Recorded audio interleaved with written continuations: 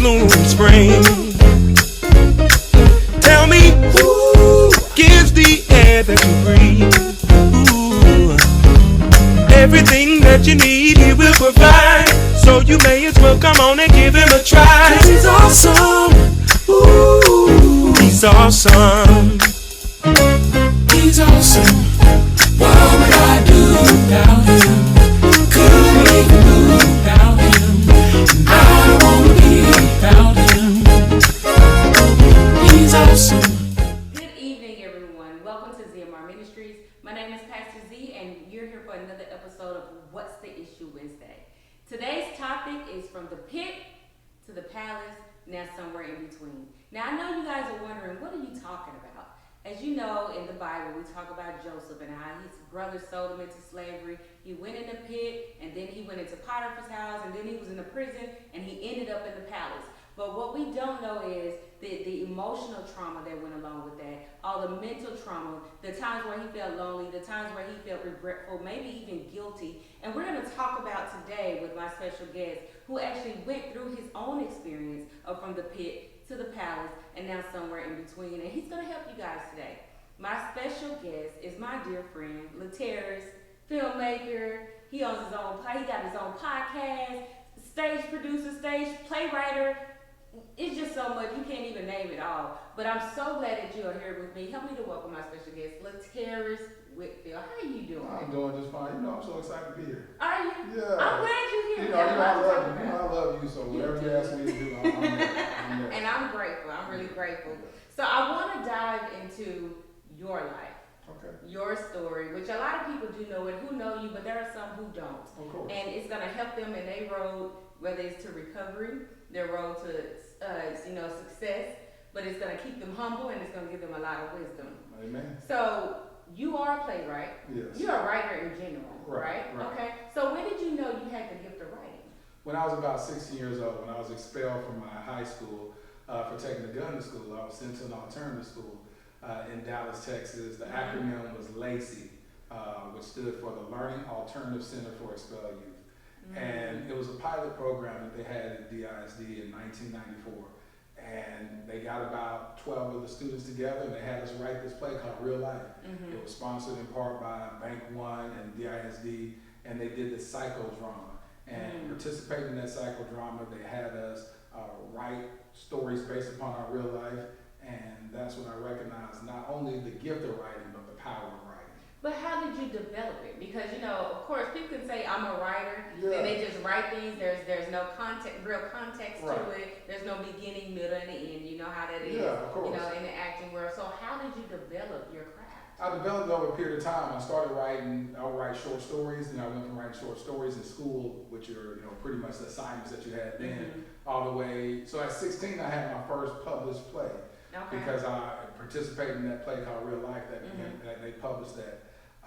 And then going forward from that, I started reading up on plays. I would go down to the Dallas Public Library and read books on August Wilson and his plays. And I said, what does it take to win a Pulitzer Prize?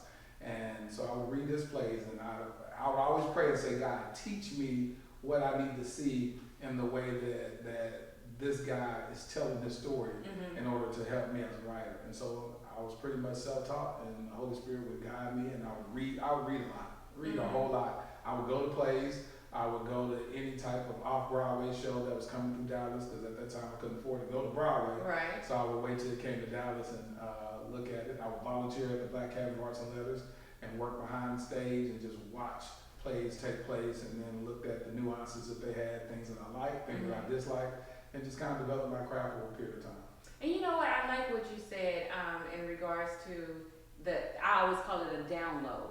When you said, I just asked the Holy Spirit, teach me how to do. And so many people miss that step. Yes. And that is a very intricate step, because you can read all the literature, you can study it, you can go to YouTube University, but the download doesn't hit, it doesn't sync. Yes. And so I think it's really great that you said that, because it's the Holy Spirit that's going to teach us all things. 1,000%. Right?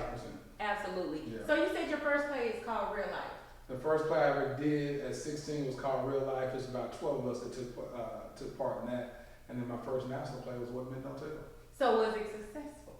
What Men Don't Tell made about $20 million. So you tell me if that was success or not. I think it was successful. What y'all think? And over 200,000 people saw it across the country, Wow. as far as from New York to Toronto to Bakersfield, California, all the way down to Beaumont, Texas, and a lot of states and cities in between. So what was that process like? Because we hear, oh man, they blew up overnight, which we know that is an ongoing process in the dark that you guys don't even see. Totally. What was your process? My process was working at the Dallas Morning News, moonlighting as a playwright, and eventually losing my job because my extracurricular activities as a playwright began to have me split my attention between my work duties and sales. Right. And so the Dallas Morning News kept seeing me pop up on the cover page of the Dallas Morning News in the Metro section in my acting when I started out acting. And they said, hold on, why don't you just go ahead and do this? And I was like, well, don't pay no money right now. And so eventually I had to walk away from Dallas Morning News. And so I went through that stage of totally just living off of unemployment checks and pursuing my craft. And so at 24 years old, I decided to produce the play in a small little city called Marshall, Texas. Texas. Yeah, a couple of hours outside of Dallas. And I rented this theater. The Marshall Civic Center cost about $450. And I rented it, produced my first play, recorded it. I knew the power of recording the play. So I recorded it, started shopping around to promote it out in LA, and just basically stalked him for about a year until he took notice of the VHS that was laying on his desk. And he finally looked at it and said, hey man, I think you got something. I think you're the next guy. And so he took a bet on me. We put the show up in Waco, Texas. I had two promoters there. I had Al Wash and Marvin Webster out of Marvin's Entertainment. I had them both there, and then just a bidding war right in the lobby. They was like, hey, we want the show. So they was fighting for it. They was fighting for it. They said, this guy here is on a different level.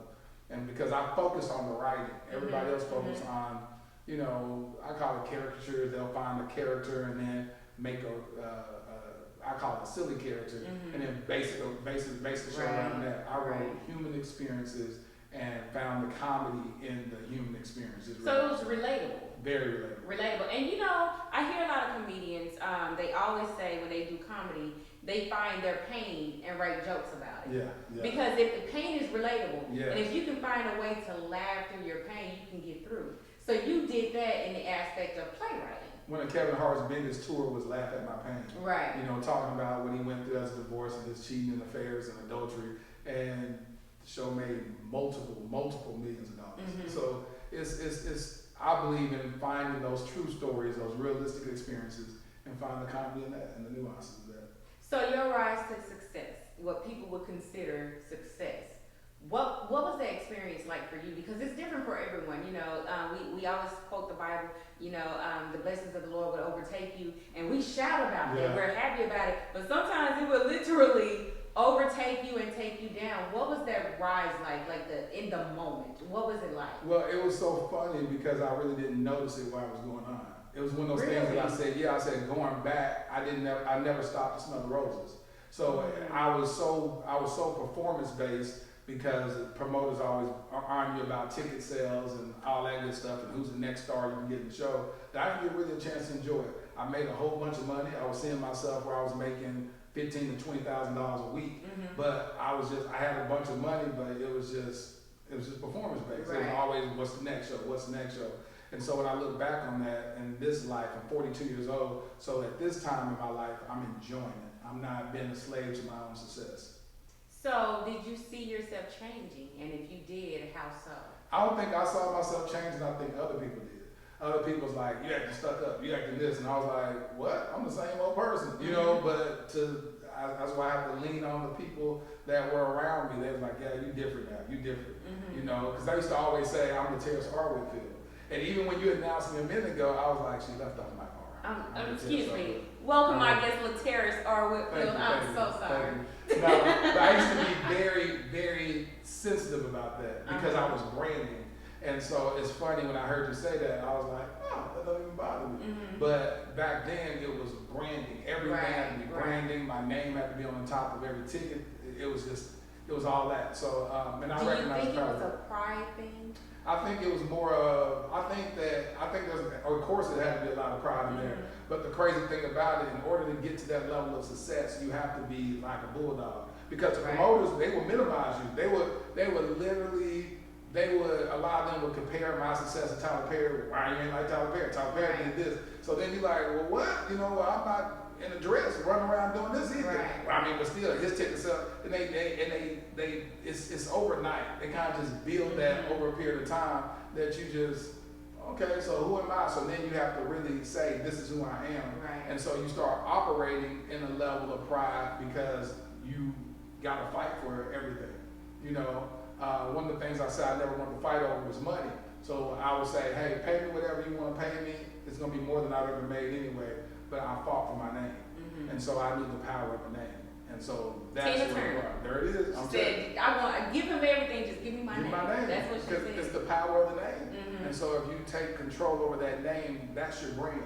Right. And so I can take that same name and do my podcast. I can take the same name and do my web series that I do with the homeless or whatever it is, that name begins to be recognizable. So that's what I was fought for. So you said once you reached a certain level or on the rise, you had to kind of adopt a spirit of pride. Yeah. In other words, how did that impact your relationships? It didn't. From a business standpoint, it was great. I just think it was the people that were that knew me when, that knew me before the success. And it was a couple of people that would come up and be like, I just think you've changed. And then, but there was other people like, oh, the Laterras still the same. So I don't know what it is. But who were those people? Because you know, a lot of times when you hear celebrities, especially, you know, they say, oh no, this person's they're humble, they're this. Yeah. But then you hear other people who are normal folks. They're like, no, they're stuck up. They didn't speak. They were arrogant. They were that. So it's like, when did you start seeing the mirror? Right. I started seeing the mirror when I stopped caring what people thought. Meaning it's strange because what happened was I said, people never knew this, but I'm a people pleaser. They just didn't know that. I never knew that. They feel like I'm so arrogant that I'm so content, but I would spend a lot of time like, God, help me. I want everybody to accept me. When you're in the world of doing plays, it's based upon public opinion anyway. If people don't like the show, then it's just not coming. So you have to care about what people think. And so after a period of time, I started saying, after all of it stopped, I was at Potter's house one day, and Bishop, when he preached his message, and I had my cast there, he said, it's like he was talking to me. He said, I pray that God delivers you from people's opinion.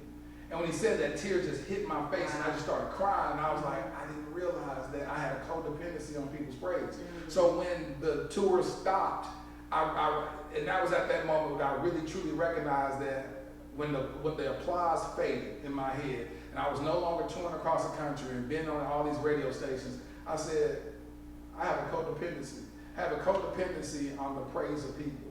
But it makes sense. My love language is words of affirmation. Okay. So it just makes sense. So my love language is words of affirmation, so that lets you know how powerful people's words are over me.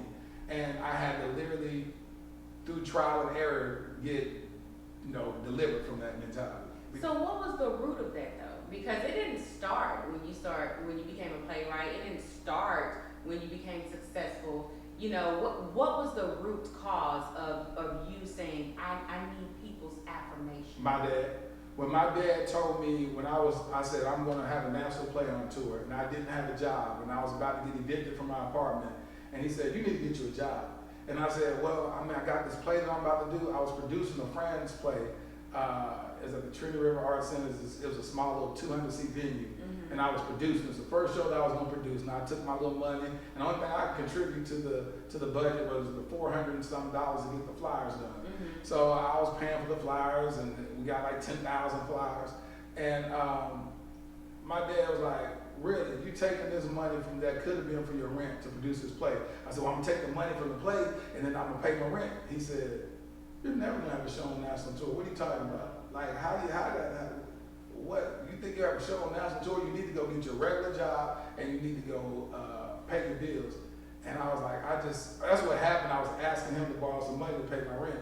And, because he would borrow money from me all the time. The one and only time I ever asked him to borrow money, he was just like, no, I'm not going to give it to you because you're not going to pay me back. You don't even have a job.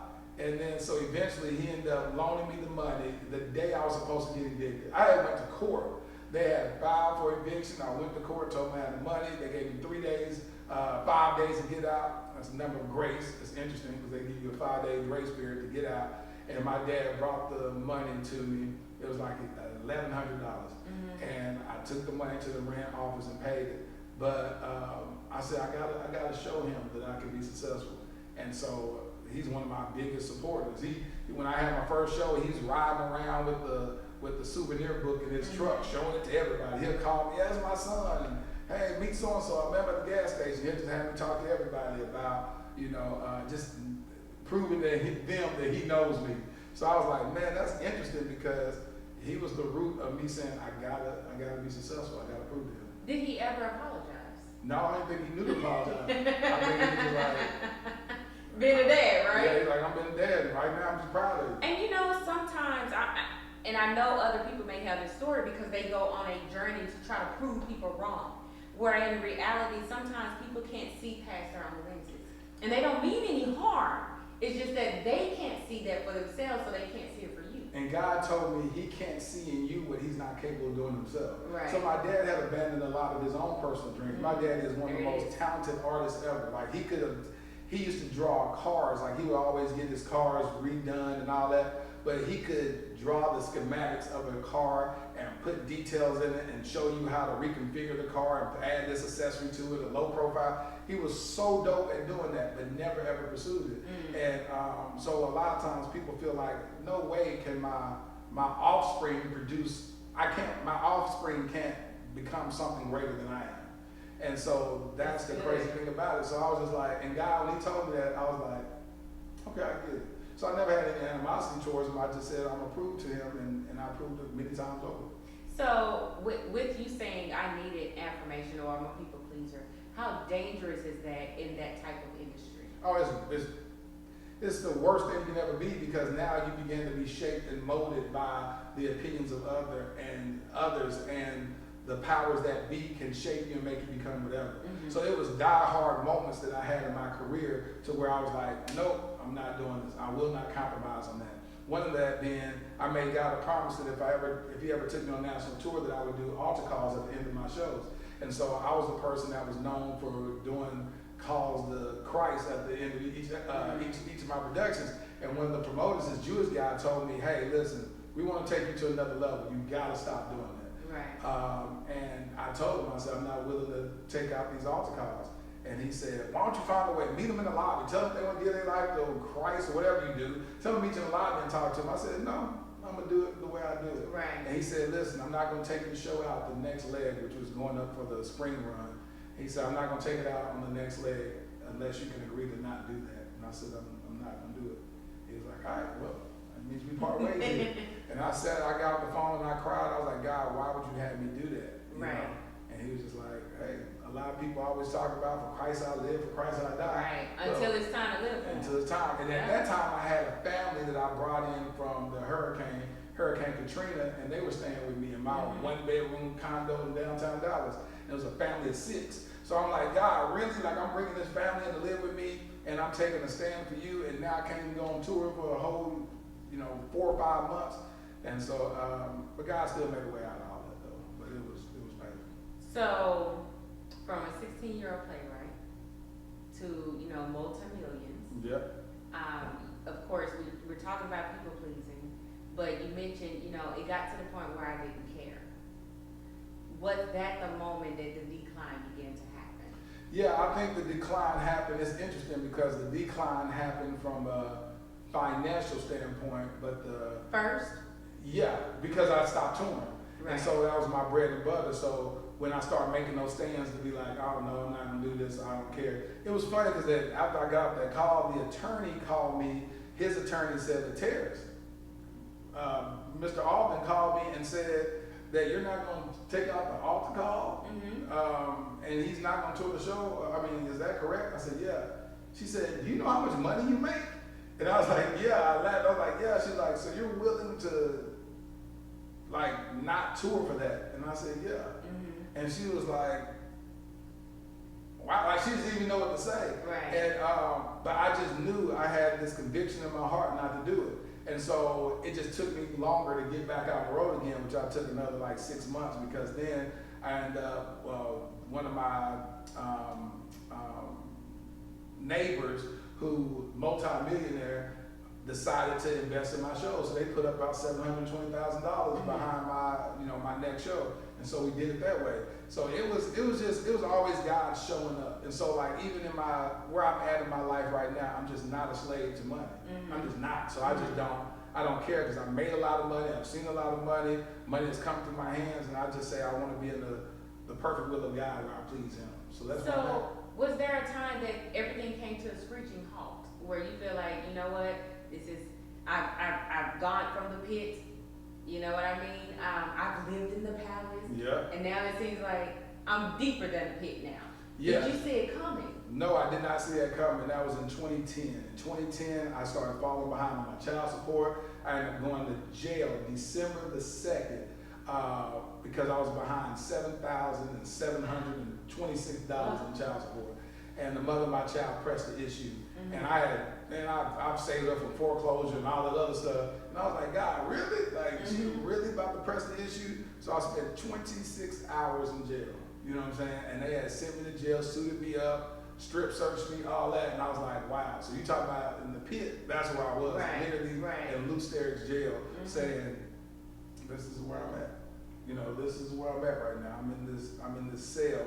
And the only thing that I could attribute it to is finances. Because had I had the money, I wouldn't have been in that situation. And so I was in jail.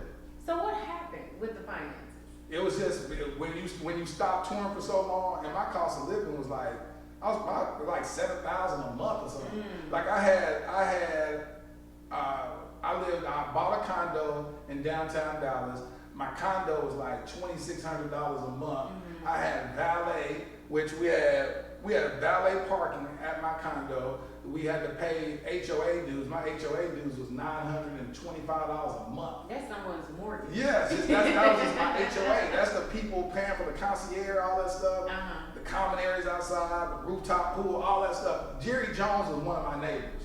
So that's when you know you living outside of your means.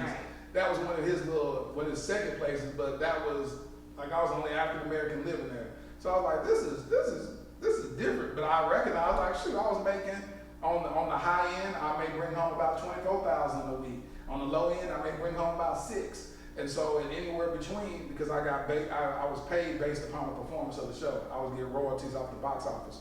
And so, but then I would work like 6 weeks and then be off, from Easter all the way to about October, and then I start again. So when you don't have any income coming in, you just spend that $7,000 a month. It keeps going out, and I was chilling. It adds up. And 5 months, $35,000. So you just live it. That's someone's exactly. Annual salary. Man, when I tell you I was making so much money, but it was just like no big deal. And then stuff started. I remember when I got my car repossessed from being behind one car note.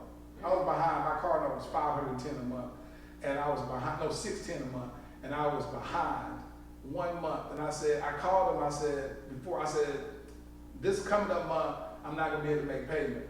I said, is there anything that y'all can do? They said, well, no, you have to not make the payment. If we see a trend of that, then we can actually help you. And I said, okay, that sounds crazy. I'm letting y'all know ahead of time. So I didn't pay that next month because I didn't have it. And they know my car got repossessed. And I was like, hold on. I called them. I said, God, you have a sense of humor, because the repo company is called Faith Financial. Listen. I said, y'all, okay, you got jokes now, huh? Listen. Man, I went there to that repo yard and collect my artifacts out of the car. Your items. My items. They wouldn't let me go get it. They had to bring a trash bag. They had the trash bag. They went and got it for me, brought it back, and I was just like, this is so humiliating. But that was the lowest point of my life at that moment. Going to jail, getting foreclosed on my condo downtown, had to move into a property that my then wife owned before we got married, one of our rental properties, and I moved in this duplex, and I was like, wow, like, here I am. So that's a major paradigm shift, right? Oh, totally. What was that shift like? It was not just financially. No, humiliating. Mentally, emotionally. emotionally, spiritually. It was humiliated. I didn't believe I deserved a wife no more. I didn't want to be married anymore. I was a functioning depressed person. You know, and it was a very dark time for me. I never had any codependencies on drugs and alcohol and that type of stuff. But even on my podcast, I talk about that I had a propensity for infidelity. And so I literally tried to sabotage my marriage by having sex with other women, because that's where I found my joy. That's where I found my, can't say my self-esteem, but I found value in that. I felt like, oh, well, y'all. That need for validation. Yeah, that validation again. And I was like, all right, well, we can go ahead and do this now. So that's basically what that was. But yeah, so after about 10 years, 2 weeks shy of 10 years of marriage, I decided to just call it quits and ask God to teach me how to divorce my wife with grace, and that actually works. So she and I are really good friends this very day. And she's sweet. Yeah, I love her. She's a dope individual. So when did you confront yourself? And I tell people all the time, for me, it's called a mirror experience, where you can't point the finger at anybody else. You look at yourself and say, hey, you did this. This journey that I'm on right now, when I launched my podcast on March the 29th, the soft launch and officially launching on April 15th is me confronting myself. It's an ongoing process. And so my Dear Future Wifey podcast is me weekly confronting myself, being transparent. I call it keeping it lit, living intentionally and transparently, where I literally weekly confront whatever issues and idiosyncrasies I have. So your connections with family, friends, because we talked about the chatter earlier. Laterras is changing. Yeah. You stuck up. You know, I was side-eyeing you for a little bit. And the thing about me and Laterras, listen, those of you who know me personally, he knows I keep it 100.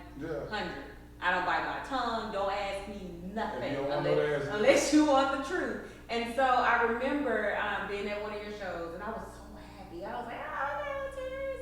And I was standing next to a lady, and you guys had a conversation. And I remember you said something to her, and I was just like, no, he didn't. What did I say? So she was saying, Laterras, I'm so proud of you. Y'all knew each other from church. And you actually made a post about this later on. And she was saying, you know, I'm working on being a playwright. I want you to read my stuff. And you was like, I don't have time for that. Oh, yeah. And and you was like, even if I had time, you know, you couldn't afford me.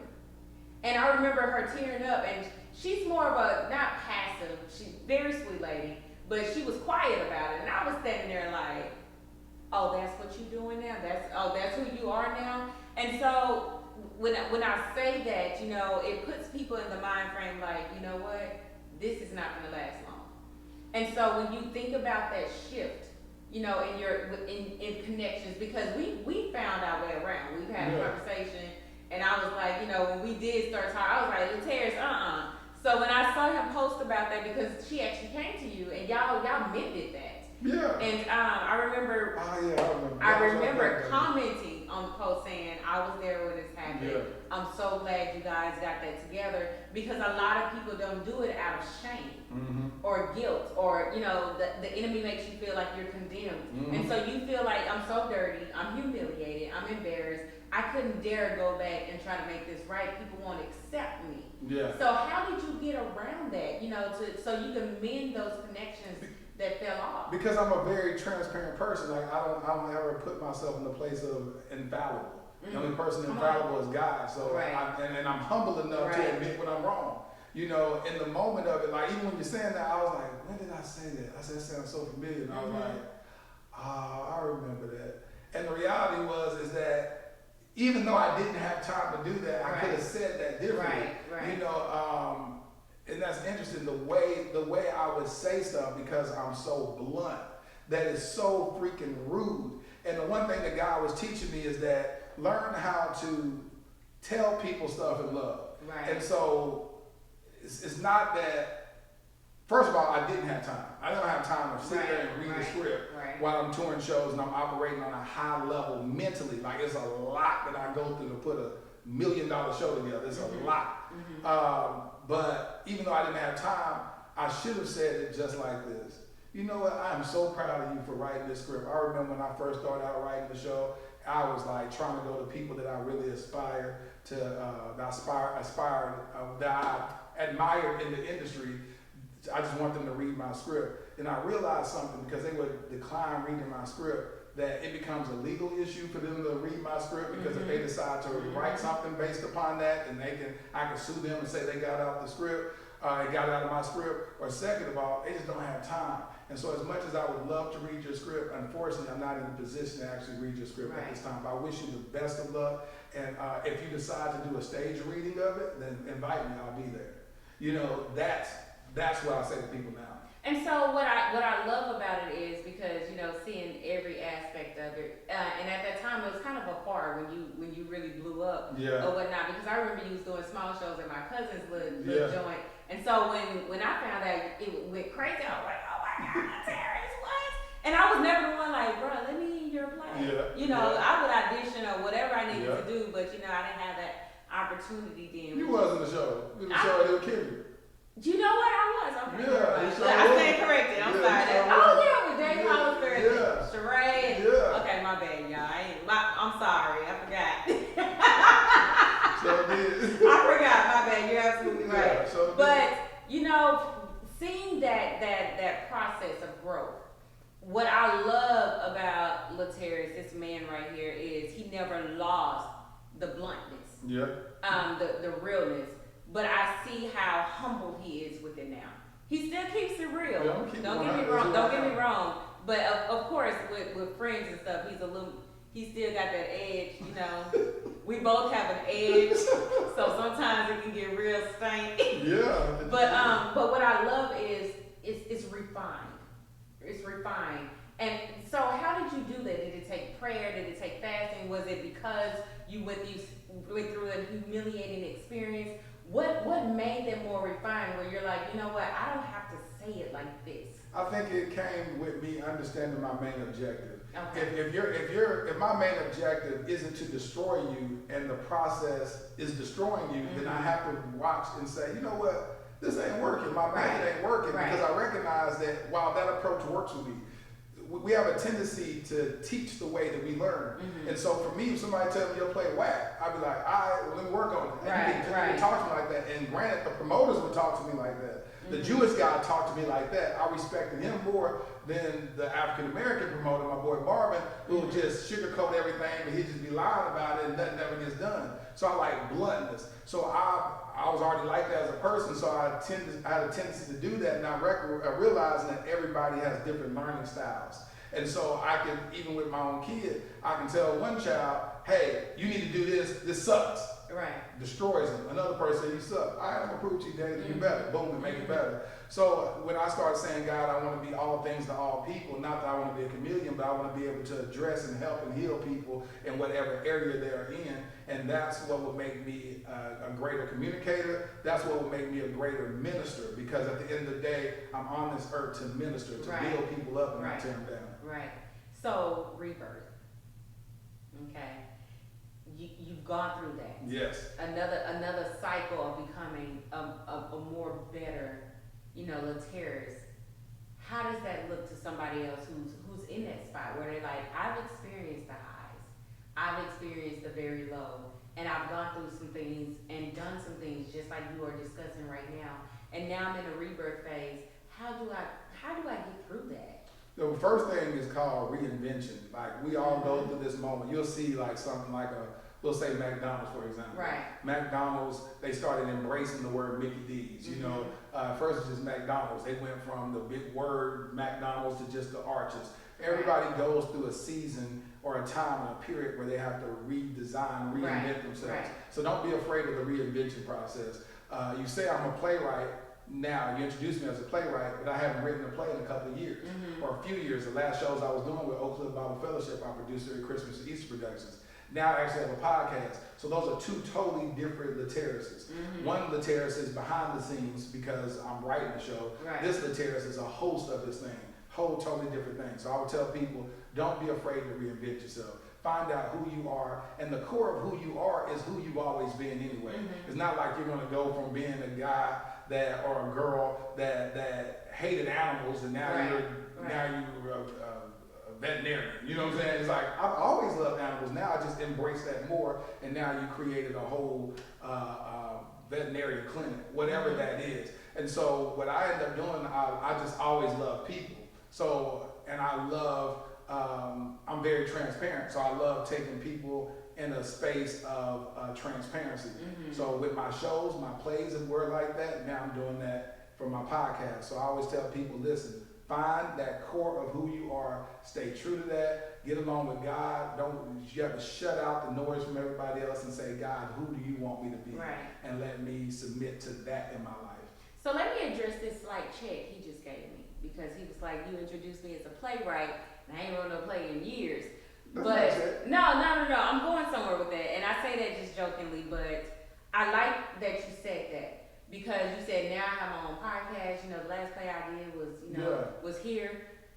Don't let people keep you in a box. That's true. And people will label you and leave you there, and you've done so much more extraordinary things, and you become a whole different person. I was talking to someone and I said, at any moment, you can make a conscious decision and say, I'm different. There it is. And so what happens is, we see old posts, we see old pictures, we run into old people, and they still, I remember I ran into somebody like from back in the day, okay? This is pre-pastor days. And I was so happy to see them, and I was like, hey, how's it going? How you doing? And they was like, you still fighting?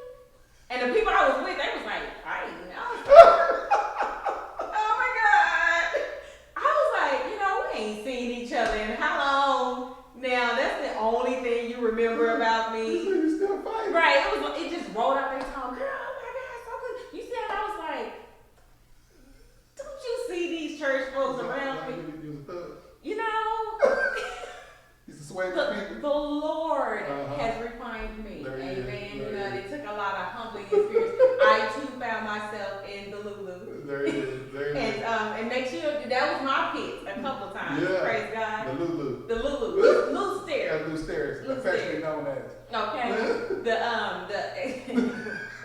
The rehabilitation center.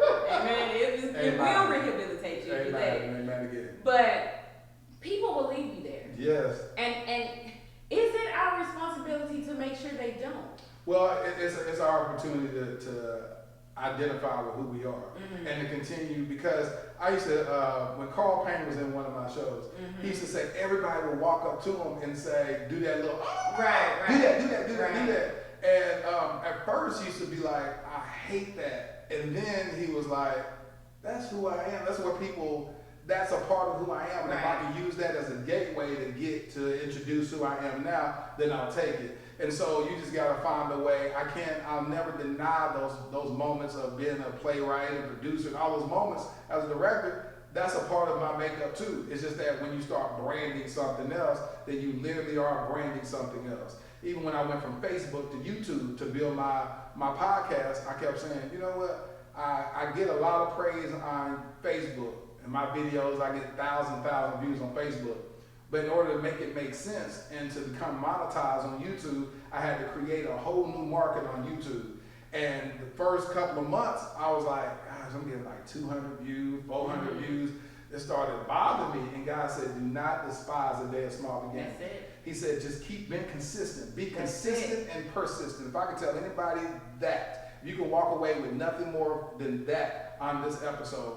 Be consistent and persistent, because if you stay consistent with it, then it's going to catch on. And so I launched it on April. August came around. I went from having 950 subscribers to 10,000 subscribers in 1 month, and now I'm at 20,000 the month that it is now. And so I was like, okay, God. And I became monetized, and then now I have a video got 100,000 views, another got 80,000 views, and they're climbing. But it took that consistency in order for that to take place, and for me not to go.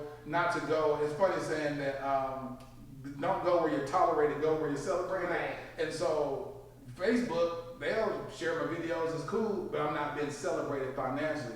Right. I go to YouTube, and now I'm making money off of every view because commercials running. So it's interesting. You touched on the scripture that's powerful. What the scripture is, as a man thinketh, so is he. You say any day you can make a decision. Yes. Right. And so if you make a decision and say, I'm a loser right now, I'm a loser, I suck, I'm never going to be anything, then that's who you are. But the minute you make that decision, say, no, I'm a winner, I'm an overcomer, I'm above and not beneath, I'm the head and not the tail, then you become that. Not that I am becoming that, you become that, and you're waiting on the manifestation of that to take place. I have a really good question for you. Go ahead. So, what does the palace look like for you now? Because to somebody else, it's like, okay, Laterras is not doing these amazing plays anymore. He's not making the millions anymore. He doesn't have a condo anymore. All of these things that we picture as success. How has your view of your palace experience changed, and where are you now? My palace to me now is peace. So peace is my palace. Right. I always say I don't need nothing in my life that interrupts my peace. Mm-hmm. Right now I'm at the greatest point of peace in my life. I'm making more money than I made when I was touring shows, to be honest with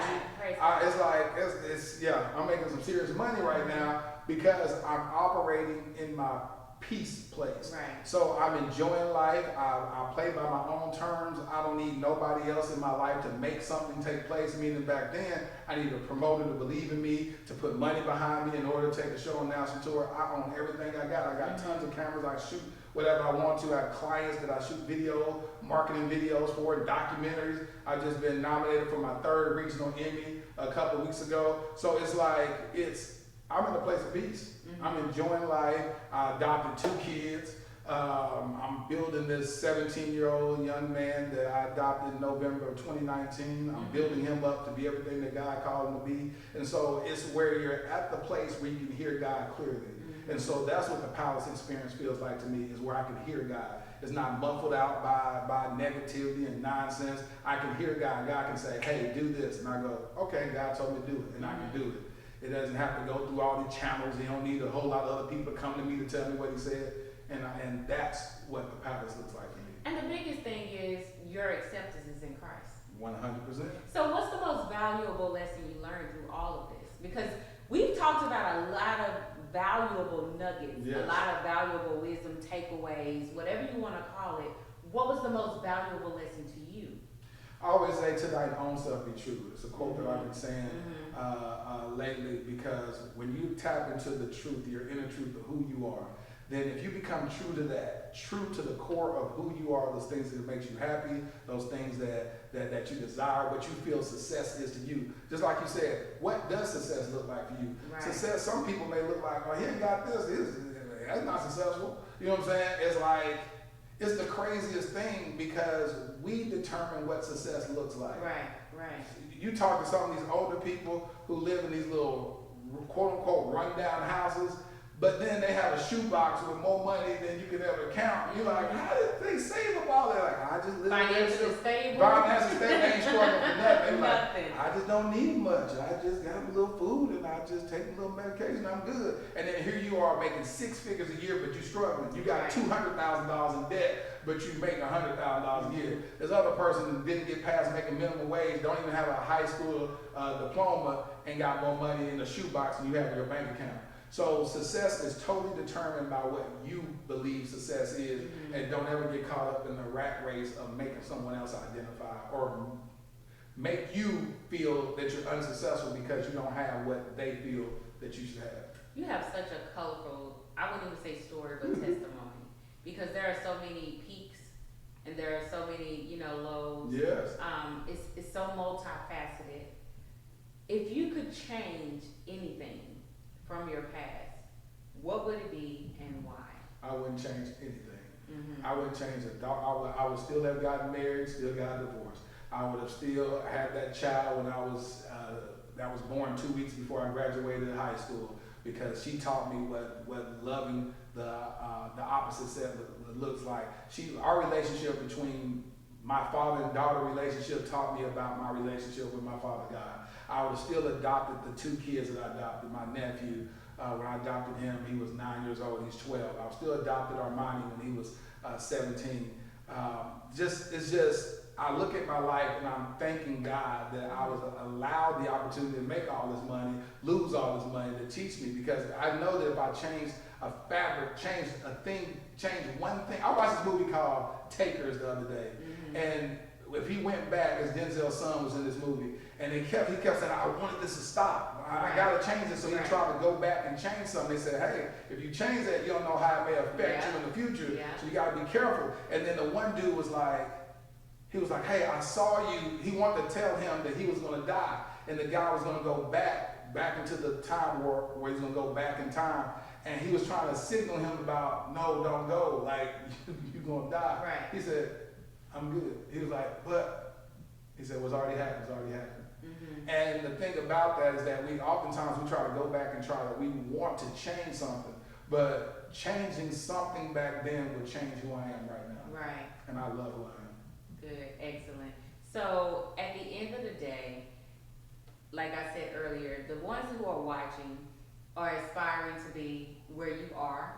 Some are aspiring to be where you were. Right. And they may be going through any type of struggle where they're listening to your story and they're like, well, I don't want that. You know, is it okay if I get success and I maintain it? Yes. You know, all of those things. What do you want them to know? You have your own journey. Run your own race. The Bible says the race is not given to the swift, but he that endureth to the end. Mm-hmm. We don't know what that end looks like. And through those peaks and valleys, as you call it, we're going to learn something along the way. We're going to gain knowledge. We're going to gain knowledge. We're going to gain wisdom.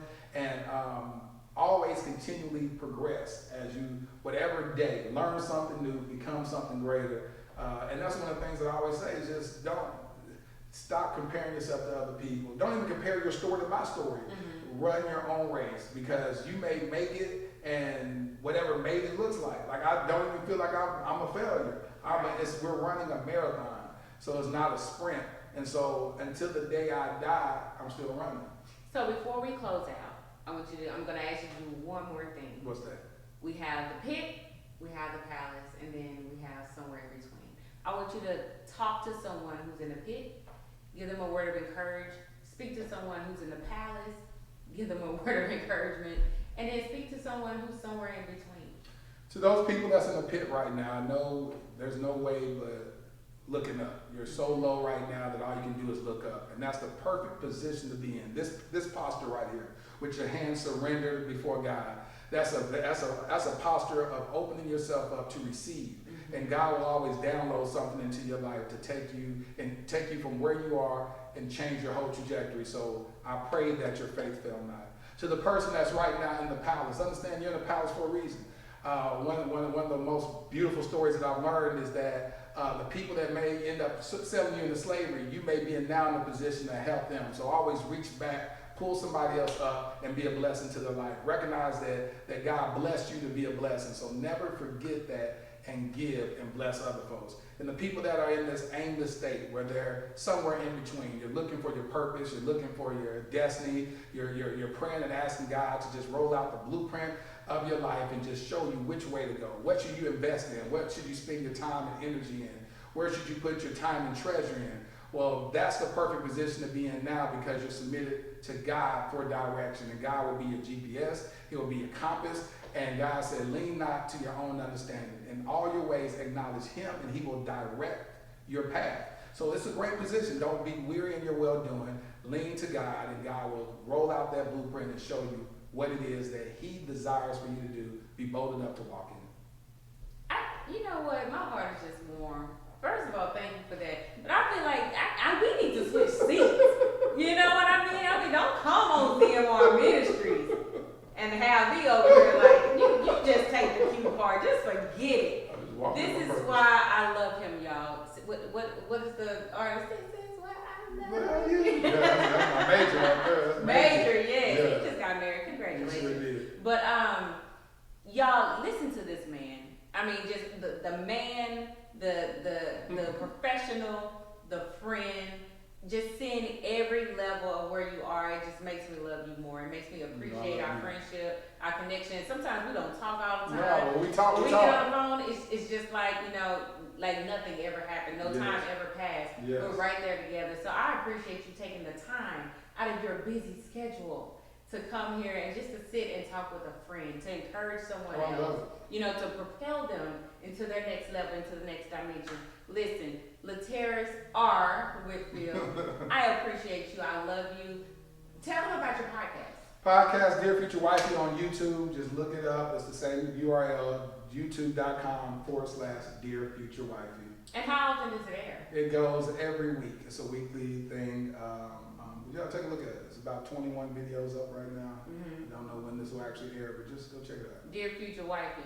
Mm-hmm. I told him, y'all know he got some groupies, right?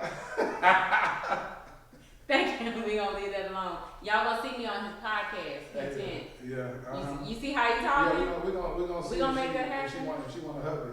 You know. Thank y'all for joining me. We're gonna see if she wanna help me. That's what I'm trying to tell you. To Different to Wifey is a podcast that I introduce people as I discover, uncover, and recover love for myself. So I sit across the table from people who begin to share their journey and show me how lit they are about their romance. And so we will, love. I'm pretty lit. Okay, we want to see. I think so. See if you're gonna talk about your love affairs and relationships and everything in between, successes and failures and all that good stuff. I'm private. We See? gonna let the people go. No, I'm just kidding. We gonna get there.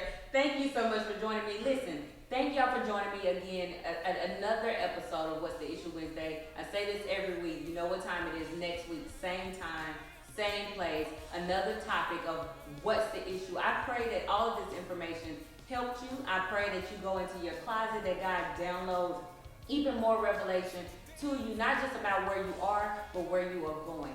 God bless you all. Join me tomorrow. Walk the word with me. We have Bible study. We're going to be getting fresh revelation from on high. I appreciate you guys. I love you guys. Have a beautiful night. Because of the blood shed on Calvary, no longer confined to sin. I have been set free. No longer living yesterday. It won't hurt anymore. Forgetting all my past mistakes. And today I'm